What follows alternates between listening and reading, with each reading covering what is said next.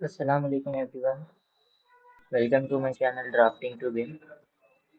आज जो है ना हम लोग आगे की क्लास कवर अप करेंगे। जैसे कि लास्ट क्लास में हम लोग देखे थे कुछ बेसिक कमांड्स के बारे में एंड यूनिट कन्वर्जन के बारे में।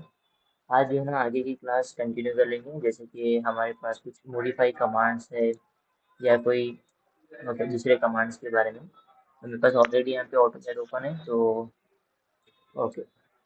अब फर्स्ट जो है ना, अब एग्जांपल के लिए मैं यहाँ पे ट्रिम कमांड का यूज़ करने वाला हूँ। जैसे कि आपके पास यहाँ पे कोई एक लाइन है, ठीक है। इस तरीके से मैं यहाँ पे मल्टीपल लाइन जो है ना ड्रॉ कर ले रहा हूँ। देन ओके, ये वर्टिकल लाइन है, ये आपकी वर्टिकल लाइन हो गई एंड ये वाली आपकी हॉरिजॉन्टल लाइन हो गई। ओके, अब मेरे पास जो है ना ये वाली वर्टिकल लाइन मेरे पास मेरी एक एंड लाइन है बोले सा, तो ये वाली जो एक्स्ट्रा लाइन आ रही है मेरे को जो है ना रिक्वायर्ड नहीं है। तो आप यहाँ पे TR डबल एंटर का यूज करके आप इसको इजीली ट्रिम कर सकते हैं। अब ट्रिम बेसिकली क्या काम करता है, जो भी आपके पास एक्स्ट्रा लाइन्स आ रहे या फिर एक्स्ट्रा एडिशनल पोर्शन आ रहे, तो उसको जो है ना आप इजीली ट्रिम कमांड का यूज करके ट्रिम या फिर रिमूव कर सकते हैं बोले सा।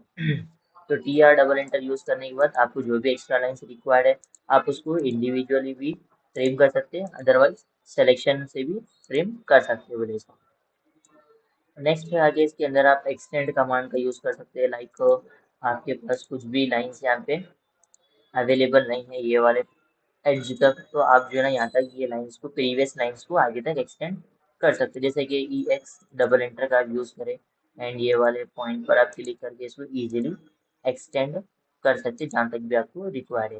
एंड जो भी एडिशनल पोर्शन आ रहा है आप उसको TR डबल एंटर करके इजीली ट्रिम कर सकते हैं। ओके, देन नेक्स्ट है मेरे पास कोई एक स्केलिंग कमांड है या फिर मिरर कमांड है। तो यहाँ पे जो ना मैं एक रेक्टेंगल का यूज़ करता हूँ, ठीक है।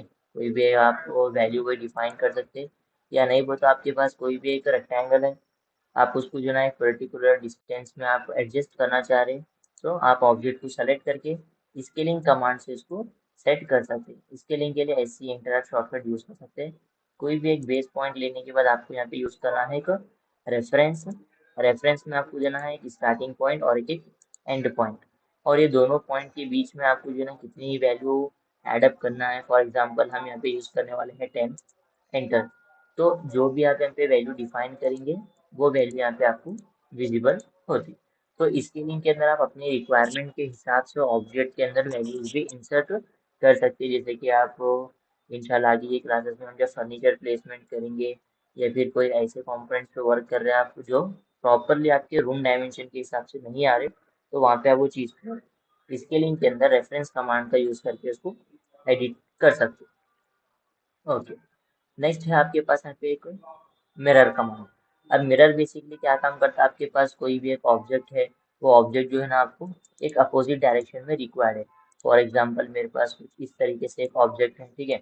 आप ये ऑब्जेक्ट को यहाँ पे अपोजिट डायरेक्शन में यहाँ पर भी आपको रिक्वायर्ड है, तो आप ये ऑब्जेक्ट को सेलेक्ट करके MI एंटर का यूज करके एक एक्सिस लाइन ड्रॉ कर सकते हैं टॉप टू बॉटम। देन आप जैसे यहाँ पे एंटर करेंगे इस तरीके से आपका ऑब्जेक्ट मिरर होके आ जाता है।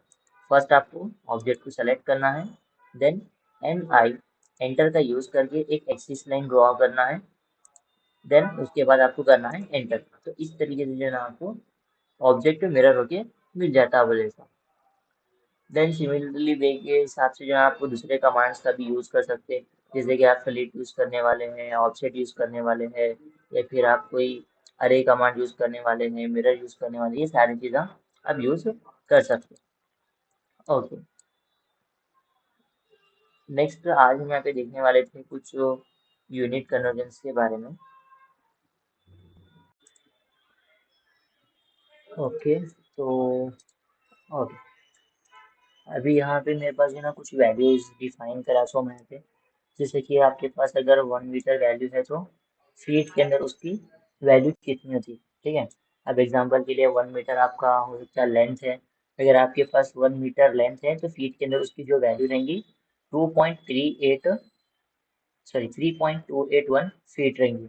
सिमिलरली आपके पास अगर 1 मीटर लेंथ है तो यहाँ पे जो है उसके अंदर 1000 mm रहेंगे, और 1 मीटर के अंदर 100 सेंटीमीटर, और 1 फीट के अंदर 12 इंचेस, और 1 इंच के अंदर 2.5 mm, और 1 इंच के अंदर 25.4 सेंटीमीटर।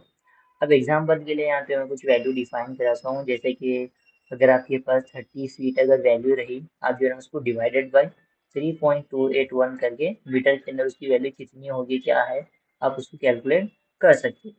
सिमिलरली यहाँ पे आपके पास 10 मीटर अगर वैल्यू है, आप उसको मल्टीप्लाई करके 3.281 से चेक कर सकते हैं कि वो कितने फीट होता होगी। देन यहाँ पे मैं कुछ ऑप्शन देता हूँ, जैसे कि आपके पास 40 फीट अगर लेंथ है तो आपके पास वो मीटर के अंदर वैल्यू कितना होता, ठीक है। अब इसको चेक कर लीजिए। देन यहाँ पे आपके पास अगर 15 मीटर आपके पास वैल्यू है तो यहाँ पे ये मिलीमीटर के अंदर कितना होता, ठीक है। अब ये सारी चीज़ों को चेक कर लेके एकदम अच्छे से प्रैक्टिस कर लीजिए। देन AutoCAD के अंदर जो भी कमांड्स हुए सो आपके लाइक ट्रिम हो गया, एक्सटेंड हो गया, स्केलिंग के बारे में हो गया, मिरर के बारे में हो गया, ओके, एक्सटेंड के बारे में हो गया, ये सारी चीज़ें प्रैक्टिस कर लीजिए। इंशाल्लाह हम लोग आने वाले आगे के क्लासेस के अंदर प्लानिंग स्टार्ट करेंगे, जिसके अंदर आपके पास कोई 30x40 प्लॉट है तो उसके अंदर जो है ना आप किस तरीके से सेटबैक्स प्रोवाइड करना एंड प्रॉपर वे के अंदर जो ना स्टैंडर्ड रूम साइज के डायमेंशंस क्या रहेंगे, ओके, वो सारे चीज़ें एकदम डिटेलिंग के अंदर आगे क्लासेस में कंटिन्यू करेंगे।